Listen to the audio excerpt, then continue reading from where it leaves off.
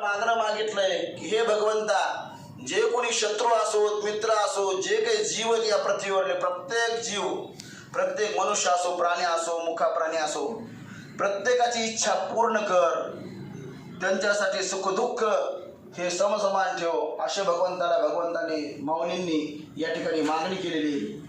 असं सर्वांसाठी भगवंताकडे त्यांनी मागणं मागितलं, असे ते पसायला आहे.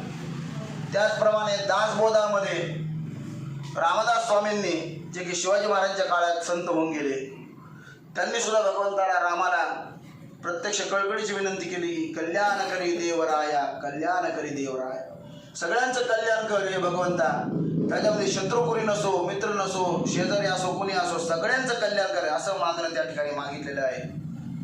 आमच्या तुकाराम महाराजांनी सांगितलेलं आहे की निंदकाचे घर असावे शेजारी. जर शेजार हा निंदा करणारा असेल आपली, तर त्यामध्ये आपली प्रगती होते. त्यांनी आपली निंदा केली की आपल्यामध्ये आपली सुधारणा होते.